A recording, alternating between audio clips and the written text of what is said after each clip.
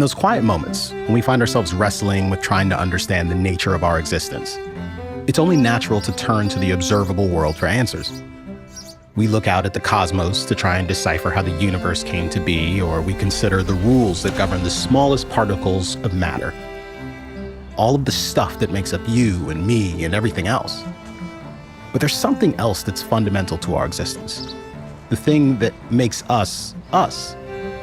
That, in a word, is consciousness. But what exactly is consciousness?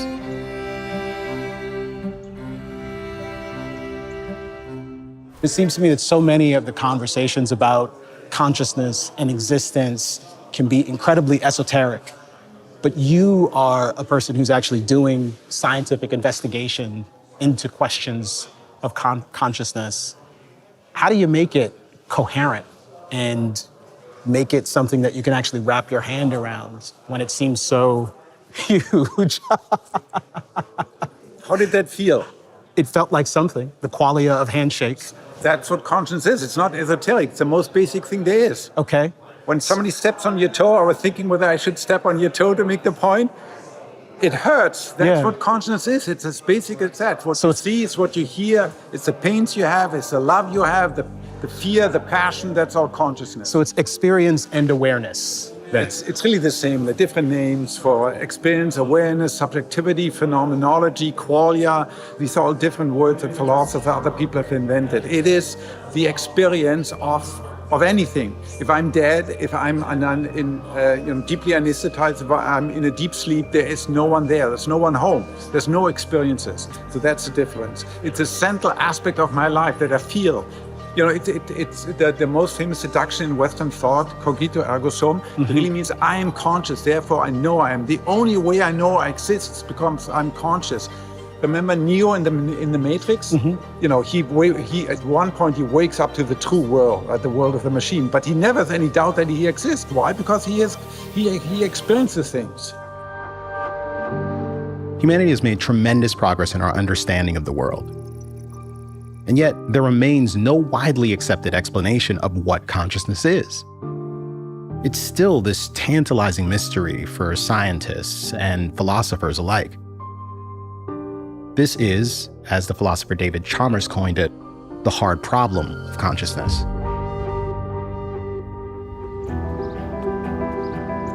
In this episode, we'll visit neuroscientists, spiritual leaders, entrepreneurs, AI experts, and even a Nobel laureate, as we try to unpack the mystery of consciousness and continue humanity's eternal search for meaning and purpose in our vast, miraculously complicated, rapidly expanding, and incomparably mysterious cosmos. This is Dispatches from the Well.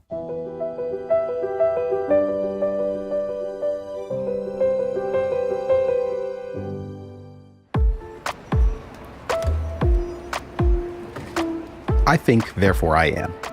This was the fundamental thing that philosopher and scientist René Descartes believed he could say about the world. I think, therefore I am. No matter what anyone might do or say, that fundamental truth appears to be inviolable. Ultimately, I am something. There is an experience of being me, and there is presumably an experience of being you. So as we seek to understand the universe in which we all live, all of our inquiries have to start from this same subjective standpoint, the self. So we're here in New York at the New York Academy of Sciences Consciousness Conference. And I am certainly someone who has thought a lot about the hard problem of consciousness, how it emerges, and what the hell it even is, and how to talk about it in a thoughtful way. There is the question of existence, and directly related to that is this question of our experience of existence. I'm not sure if those are two separate questions or one question, but taken all together, it's certainly something that feels really profound. In fact, it feels, which is kind of the whole nut. The feeling of life itself. This is how Christoph Koch describes consciousness. It's also the title of his most recent book on the subject, in which he argues that consciousness is likely more widespread than previously assumed. For more than 30 years, Christoph has been working to better understand how the brain generates subjective experience and self-awareness. So who better to help us understand the contours of this debate and help define some of the key terms? If you go to grad school, they tell you physics is fundamental, studies everything there is. Yeah. And you learn about relativity theory and you learn about quantum mechanics and electrodynamics, but nowhere is there anything about consciousness. But here I am unconscious. So how do I go from these wonderful theories, but they don't have anything about consciousness in them, to a conscious being? That's the mystery. What is that lack of interest in the question of consciousness? Is it a lack of interest that informs that? No, I think many scientists would say, I don't doubt that I'm conscious, but I don't know how to study it empirically. It's something we should leave for the philosophers.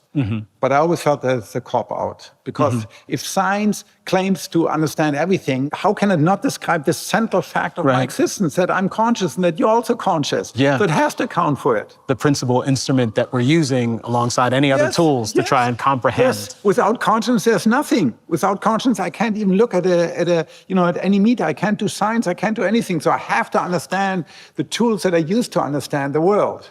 How did you become interested in these kinds of questions? I had a really bad toothache. Okay. Why does it hurt? Why does it hurt? Well, the conventional explanation, which is true as far as it goes, your tooth is inflamed, sends electrical energy down your trigeminal nerve, it goes inside the spinal cord, is switched through a double relay all the way up to cortex, and now in your brain proper, you have some neurons that fire. What does that mean? Well, that means some potassium chloride ions sloshing around. So what? Well, why does it hurt? There are ions sloshing around my liver, and I have no conscious awareness, or my heart. There's stuff occurring all the time in my body, but I don't feel it. But somehow here, it feels so. So there's this explanatory gap, right? This is what philosophers call them. On the one hand, you have physics, you have the brain, or you have hearts and other organs. And on the other hand, you have conscious experience. And it's very unclear how do you get from one to the other. So I said, okay, this is the beating heart of the mind-body problem. And I was a physicist and a budding neuroscientist. So I said, hell, neuroscience should be able to address this, right? Because after all, it's not the heart that gives rise to pain, it's the brain. So I'm a brain scientist, so we should be able to use modern scientific techniques to understand the link between the brain and consciousness. At the time I was working with Francis Crick, the Nobel laureate who discovered the double helical structure of DNA. And he and I then popularized this notion of the neuronal footprints of consciousness, called the NCC, the neuronal correlates of consciousness, using scientific tools to track where are the footprints in your brain. Are they all over the brain? Are they just in a particular part of the brain? Are you in your spinal cord? When do we first see them? According to this theory, there are specific mechanisms in the brain that are necessary and sufficient for a conscious experience to occur. If this could be sufficiently measured, scientists might at least be able to identify where consciousness occurs in the brain, even if we couldn't explain how. In spite of more than 3 decades of study since Koch and Crick put forth this theory, it remains just that, a theory. Is consciousness simply an attribute of the material world, or does it exist somewhere else on some other plane? Do we have any way of knowing? I would say the shoe is on the other foot. Essentially, philosophy of mind is organized around 2 poles, the physical and the mental. Materialism says all there is matter, and consciousness you're really confused about it. It doesn't really exist. That's what modern analytical philosopher would say. An idealist would say, well, the only thing that really exists is mental, and this entire world ultimately is a manifestation of the mental. And there's some people who say, well, both exist simultaneously. And it's like the inside and the outside. From the outside, there's this physical thing, you including your brain, but then from the inside, you feel. That's exactly the way this physical system feels, from the inside. So both exist simultaneously, which is known as panpsychism. Panpsychism suggests that consciousness, the subjective experience of being aware, isn't just something that humans and some animals have. Instead, the theory goes, consciousness may be an inherent characteristic of all matter. Imagine every tiny thing in the universe has some tiny bit of consciousness. Whether you buy it or not, it's an intriguing theory. So what's the difference between dualism and panpsychism? So dualism says there are really two different domains. This is the way I grew up. I grew up as a Catholic. And so they teach you, okay, there's your brain, and then there is the real you. This is like the spirit floating above the water, and that's the soul, and the soul makes you do things. The soul ultimately decides, like a free will. And of course, once you die, the soul sort of gets disconnected from the body and maybe gets resurrected at the end of time, to live in the Eschaton and all of that. But then the problem has always been, what's the connection between the brain, the physical, and the mental, the soul? Because, if the soul is really spooky stuff, how does the soul make my brain do things? And there's no evidence for such a soul, because it has to exchange energy. We've never measured any such a soul, so we got rid of it. Panpsychism is different. Panpsychism really says fundamentally, everything in the universe has two aspects, has an inner aspect and has an outer aspect. It's not something in additional you have to presuppose, but it comes inherent with object, with things. Complex things have complex minds associated with it. Simple things like maybe a fly or protozoa have very, very, very simple minds associated with them. So there are degrees of Yes. consciousness, and we Yes. can imagine this consciousness evolving in different ways. That's correct. So we have a lot of it, but of course there could be creatures who have more. And as baby, we have little of it, and a dog has less of it, right? My dog doesn't know about the weekend, but my dog is clearly conscious. It can have pain and pleasures, and it can be happy and sad. And mice presumably have less, and bees presumably have less, and somewhere down there it becomes so dim at the root of life. Does a fly really have consciousness? Right now, it's very difficult to address experimentally. But it may well feel like something to be a bee, to be alive, to have just drunk some golden nectar.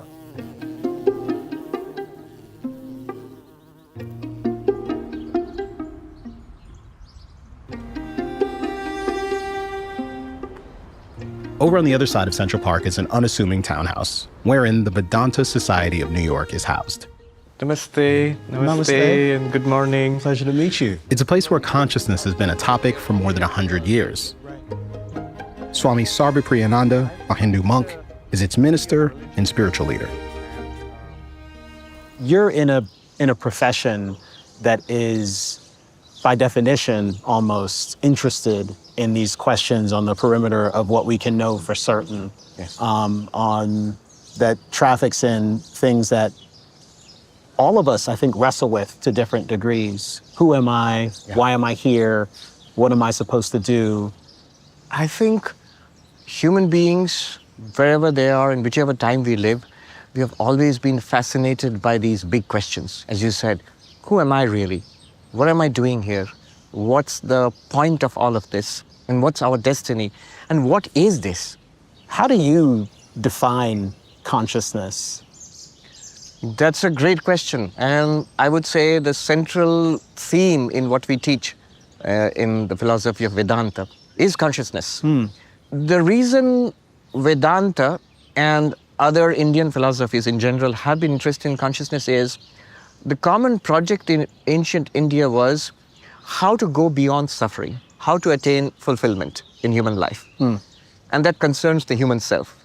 And when you come to the human self, us, I, the first thing that strikes you is this: central to ourselves is consciousness. And so they became very interested in what this consciousness was. The way we look at consciousness is from the inside out. If you ask Christoph Koch or some of the brain scientists, they try to look at it from outside in. They'll study the brain and then electrical activity in the brain and try to understand what consciousness is. What we do is we look at our own experience. I mean, the evidence of consciousness is available to all of us. That's the first experience that we have in all our lives. We are first aware and then aware of something else.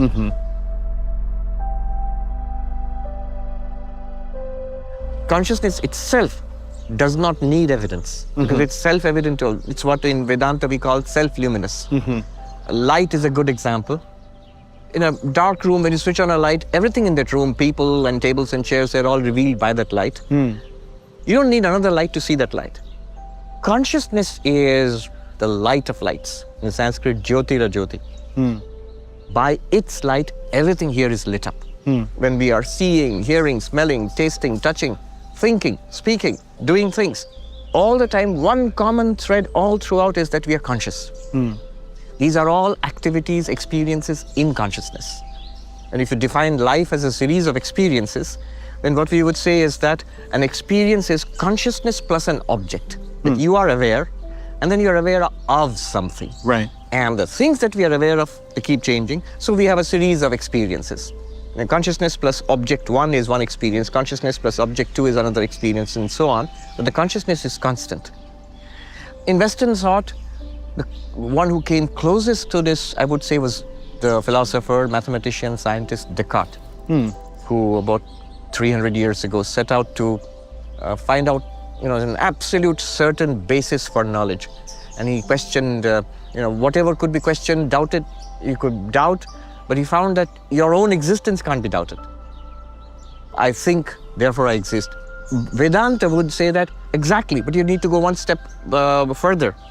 Even when I don't think, I'm still aware of not thinking. So, that's consciousness is primary. Either thinking or not thinking, seeing. I think that's what Descartes was probably driving at. In Descartes' meditations, there's a very poignant place where he says how strange it is that whatever I know in this world, I can doubt it. I'm not sure of it. You can doubt any of this exists. It could be in the Matrix. You could be dreaming. But what I'm absolutely sure of, my own existence, I don't know anything about it. That consciousness. Do you think anything about the different approaches to understanding the world and understanding consciousness, say the spiritual and the materialist approaches, that they necessarily lead to different conclusions about meaning and purpose? I am a conscious being first and foremost. Before even I am a body or a human being, I'm a conscious being first. And if that consciousness itself is denied, as an illusion or as nothing but activities in matter, in your living in a brain, in that case, the things which consciousness uniquely does, like meaning and purpose, they will also be denied. They will also be reduced to either matter or be dismissed as an illusion. You will inevitably have a worldview which is devoid of meaning, of purpose. So now we have this profoundly disconnected culture in the world today. There is science, hardcore science, and which claims absolute possession of truth. And there is religion, humanities, all of which science would say is sort of derivative. The reality is matter, space, time, energy, and from that life has evolved.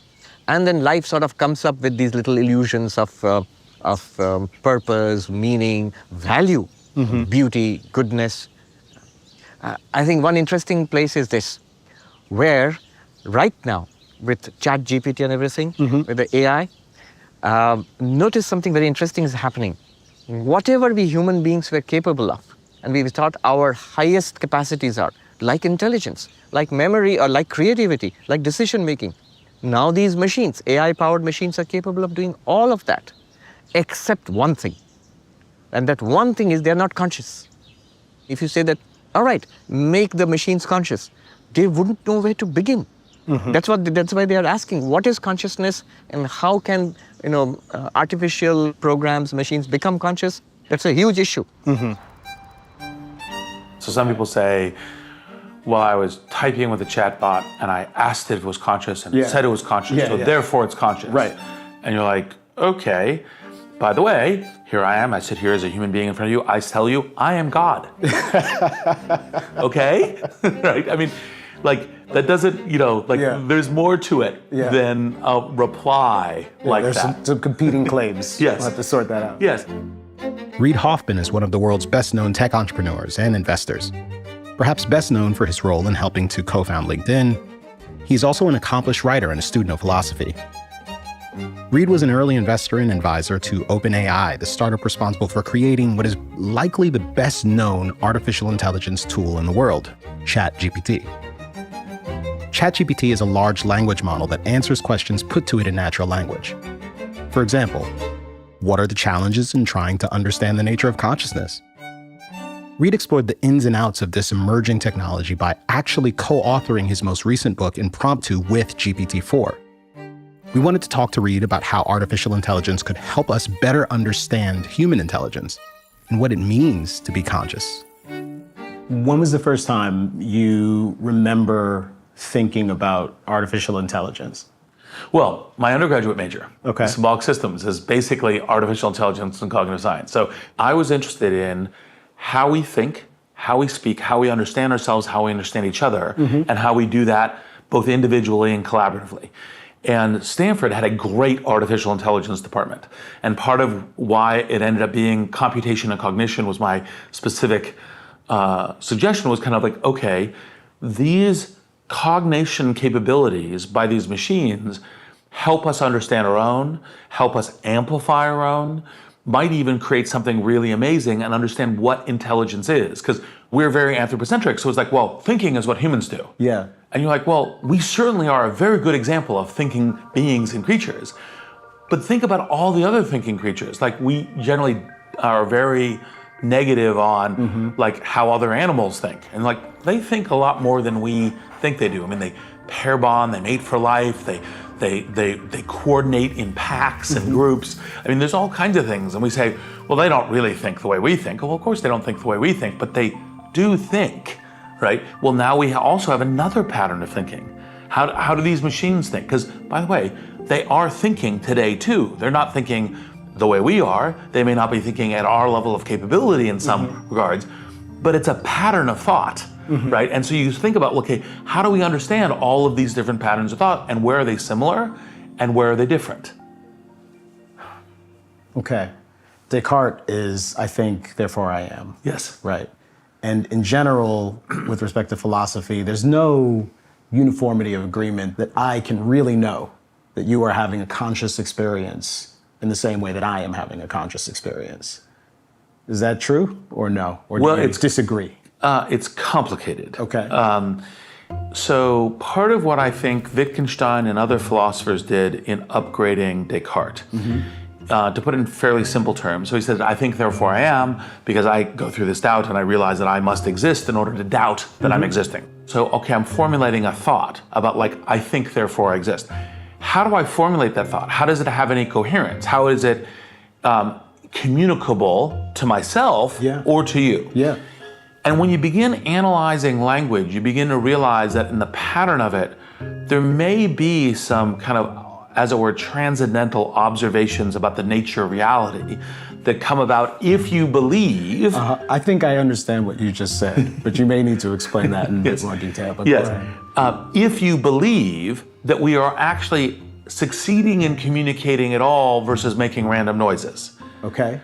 So then you begin to go to, okay, what do words mean? And how do we apply a word like conscious? And I say, I am conscious and you're conscious. And we learn the Wittgensteinian phrases were a form of life, and we play a language game. And Wittgenstein's argument would be, because of the way the word consciousness works in our form of language, we do actually, in fact, share some experience that is objective and shared, even though it is each of our subjective consciousnesses. Okay. Now, that doesn't mean that our consciousnesses are exactly the same, Sure. and where I smell something different when I smell apricot, and you smell something else when you smell apricot. Like the even though- qualia of Yes, blue. the qualia of it. Yes. And so maybe there's something that is diverse and subjective in it. But we learn in our use of language the pattern by which we go, oh, I smell apricot, and we synchronize in our language dances with each other what that is. And so we have some level of quality of shared experience in what that is. And so there is, in forms of life, a presumption that successful language use does lead to some observations about what the way the world is, not just by science, but by our ability to communicate to each other about the worlds that we are mutually living in. Okay. So I'm persuaded that you are also conscious then. Yes. But we are living in a moment where fairly recently there's been this thunderclap of excitement and energy with and around AI, with ChatGPT and all of these large language models. And it's remarkable how quickly the developments are happening. And I understand why people would say things like, it's not conscious. But it seems to me that there's something about the way these mechanisms, which are being built and which we largely understand what's happening, how they seem to do things in a way that's kind of mechanistic. But I suppose we do things in a way that's mechanistic, but we also have a conscious experience. And how will we know if the machines are having some sort of conscious experience in addition to the mechanistic thing that's happening? Is it preposterous to think that that might be going on? It's certainly not preposterous, although it's preposterous the way that some people say it. Now, I think right now the machines are much closer to tools than they are to creatures, because part of how we make judgments on consciousness is like one of us will say something to each other that will go, oh, that is actually, you've shown me something about the experience of it, or I see your response in delight or in pain with this, and I see a reflection of that in how I would do it. And so that's part of how we do these things, and the devices aren't there right now. There's nothing that says the devices couldn't get there in some version. Right. And part of the amazement of that is, well, how do we learn better about ourselves in that too? Right? Like for example, even playing with GPT-4, which I've been playing with since last August, when I go, wow, this thing can do a number of things better than 99% of human beings. All right, what's the role of specialness? Like, what are the things that we still do that we are so much better than this at? And so then how do we still use this as an amplifier? I think it's one of the great questions about how do we come to understand other presences, cognitive entities in ourselves, and how do we have a elevated existence by partnering, dancing together, etc.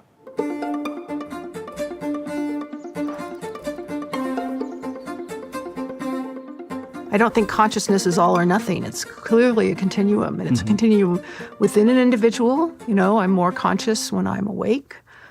And within a collection of species, you know, I think certain species are more conscious than other species. And I think it's true with machines as well. You know, maybe I don't think that we'd have any machines that are conscious in any interesting sense yet, but I think if we ever do, they'll be part of that spectrum. Melanie Mitchell is a professor at the Santa Fe Institute who studied artificial intelligence for decades. She's also the author of Artificial Intelligence, a guide for thinking humans. I've been interested in science my whole life, essentially, but I got really interested in the topic of intelligence when I read Doug Hofstadter's book, Gödel, Escher, Bach, way back when I graduated from college. It was about how intelligence can emerge from this giant collection of non-intelligent things like cells in the body, neurons, and their connections. So a neuron isn't intelligent. I think most people would agree to that.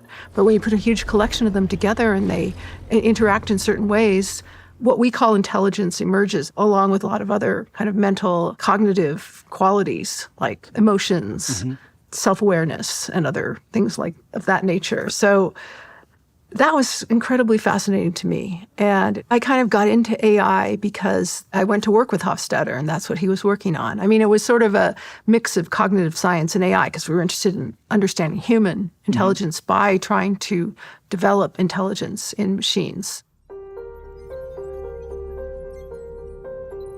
All this AI controversy about consciousness has kind of brought it into the limelight of the broader public, thinking about, like, what is consciousness? What is this thing we call self-awareness? How is that different from things that are not self-aware? You know, things that people don't usually talk about, but, you know, we have these systems now that talk to us in natural language, and they seem like they're self-aware. We know that they probably aren't, almost certainly aren't. But how would we tell? What kind of tests would we give? And then we start realizing that these questions don't just apply to like AI. They apply to things like, when is an infant self-aware? Sure. It used to be, you know, maybe 30, 40 years ago, people used to think that infants didn't feel pain. And they would do surgeries on newborn babies without anesthesia. You know, it seems crazy now, but that, you know, our understanding of how the, you know, consciousness develops, it is, you know, it's increasing. often a lot of people don't think animals have consciousness. And that therefore it's fine to, use them as farm laborers and to eat them and all that kind of thing. But we really have very little understanding of these questions about consciousness. So I think AI has, helped us to really see that this is an important question, not just for philosophy, but for like real life. Yeah. And for, making moral decisions. Good morning to you. Good afternoon to you, sir. Whatever we have in our heads, which enables us to understand things, is not something you can put on a computer. It's very relevant, of course, to what people say now about AI. You see, they seem to say, oh, well, these AI systems get so clever, so smart, that they'll supersede us. But to me, that's a mistake. They get pretty clever, and they can do all sorts of things faster than we can, sure. But they don't understand anything. They don't understand what they're doing. Understanding is a quality which needs consciousness, and they don't have consciousness. Sir Roger Penrose is a mathematician, physicist, and philosopher of science. He's won the Nobel Prize in Physics for his work on black holes and shares the Wolf Prize with Stephen Hawking for their contributions to the theory of general relativity. In 1988, he published The Emperor's New Mind, a book venturing into the realm of consciousness studies. Most approaches to explaining consciousness using classical physics end up describing something that sounds like a really complicated computer or AI. But for some scientists and philosophers, there's a nagging sense that there's still something special about consciousness that can't be captured by classical physics alone, and as a result, can't be reduced to simple computation. This is what led Roger to explore whether the weirdness and mystery of quantum physics might help explain the weirdness and mystery of consciousness. So I began to wonder about, well, what is it that we can have in our heads which isn't something you could put on a computer? Now, I am a physicalist in the sense that I believe what's going on in our heads is part of the physical world. And it's the same as what's going on in this glass or what's going on in this thing with its light. All those things are part of the physical world. The argument I would make is that consciousness, if you make a conscious decision, your conscious action is not a computation, but it's something which depends on this mysterious part of physics, which is a sort of gap in our understanding, which is the collapse of the wave function. In quantum mechanics, the collapse of the wave function refers to what happens when you try to actually measure the state of a quantum system at a given moment in time. The thing is, quantum entities like electrons can exist in multiple states at the same time. Think of it like a roll of the dice. When they're in the air, they're all potential. They have no numerical value at all. But when they land, they collapse into one of 21 possible combinations for a pair of dice. But the single number you land on isn't an accurate description of the dice as they exist when they're moving through the air, when all the possibilities they could land on still exist. Penrose theorized that perhaps this quantum process may have a role in generating consciousness. There's a probability of this, a probability of that. But maybe that's not the whole story. There's more to the story, which means that this collapse of the wave function is something which in our brains we sort of harness whatever is going on. And this was the point I was trying to make you asked me about the popular books I wrote, whether I could call them semi-popular, if you like, because they're a little more technical than many popular books. And The Emperor's New Mind was the book I wrote first. And I was trying to promote this view that, okay, there must be something going in our heads which requires the collapse of the wave function, and that is the sort of foundation stone of whatever consciousness is. And Stuart Hameroff read my book, and he got hold of me and said, well, evidently you don't know about something else, which you should know. He didn't say it like that, but these were microtubules. Right. And I was completely ignorant of microtubules. He was absolutely right. I didn't know what they were at all. Never heard of them. Now, Stuart Hameroff is an anesthesiologist who, around the same time in the 1980s, was trying to understand consciousness by studying the process of shutting it off. Together, Roger and Stuart theorized that perhaps these microtubules, tiny straw-like structures inside our cells that help give our cells their shape and act like highways for important information, that these microtubules could be where these quantum processes occur, giving rise to consciousness. Anyway, so we got together and the ideas started off. I think nobody really believed us. I think it's got to the point where it's sort of one of the 3 or 4 most prominent theories. So it's taken sort of seriously. And I think that it's regarded as certainly a different angle from what most people would think. They tend to think it's some kind of computer-like action in the brain. Mm-hmm. And what we're trying to say is no, it's something quite different. Penrose and Hameroff's theory, known as orchestrated objective reduction, remains controversial. But it's not called the hard problem of consciousness for nothing. There is no shortage of arguments for and against virtually every proposed explanation of the thing that makes us, us. When we were chatting a bit earlier about science and religion, I was having a little bit of trouble squaring your perspective. Because in one respect, I think there's a sense that science and religion shouldn't be afraid of one another and ought to be able to address some of the same questions. But in another respect, we are defining 2 very different kind of approaches. So how do you define religion and how do you define science relative to one another? Our definition of religion would be that, it's the manifestation of a potential divinity in all of us. Mm-hmm. And the goal is to manifest this divinity within us. Mm. You do it through philosophy, you do it through meditation, you do it through devotional religion, you do it through good works.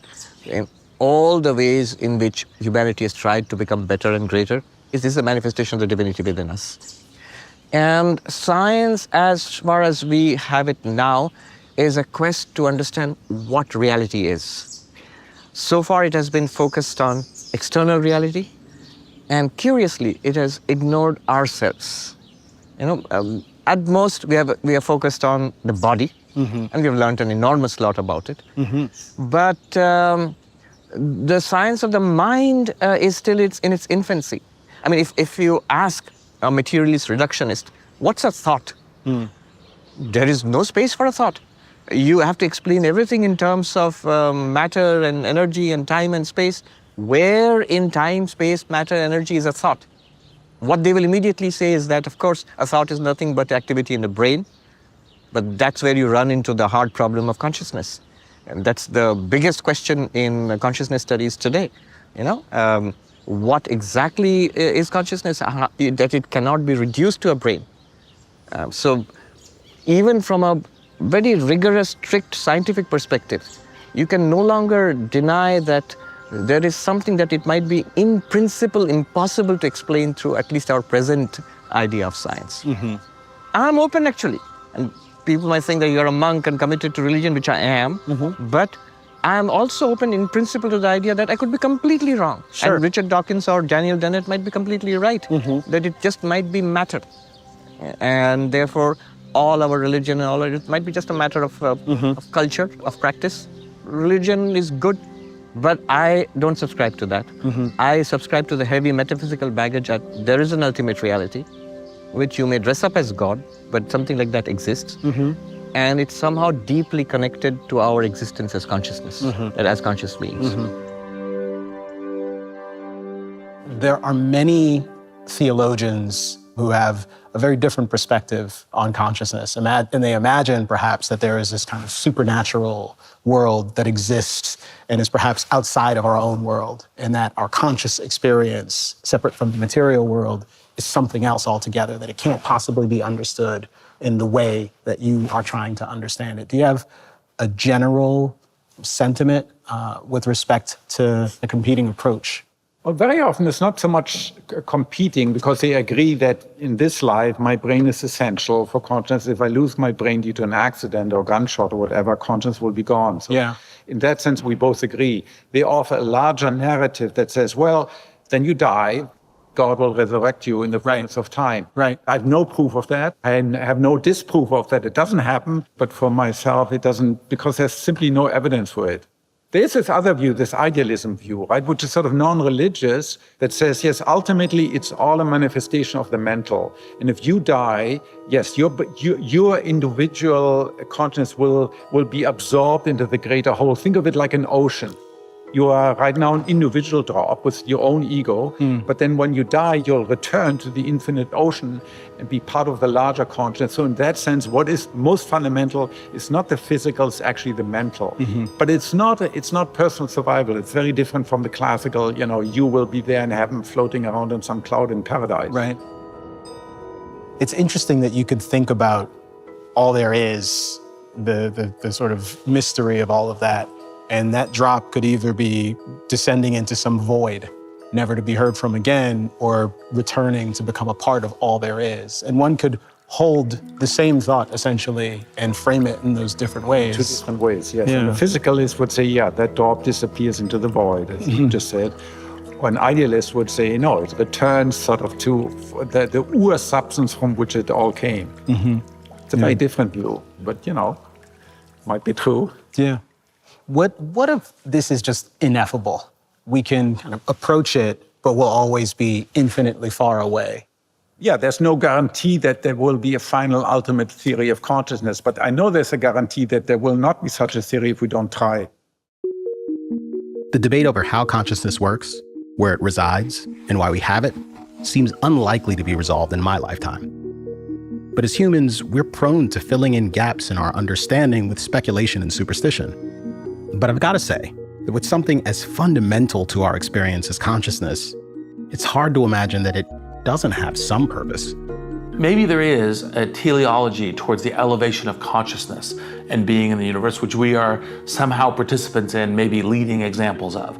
That would be a beautiful existence. You would like that to be? That would be a great, that would be wonderful, right? I think the Buddhism karmic rebirth is one of the most elegant metaphysics. Should it actually, in fact, really exist?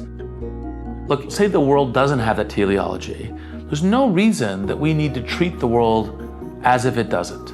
We can say, no, we think that it is an elegant thing, a thing of beauty, a thing of importance, about the expansion of consciousness in the universe. That is the mission that we are on, that we are demonstrating. And it doesn't matter if you say, well, there's only physics and, atoms and so forth.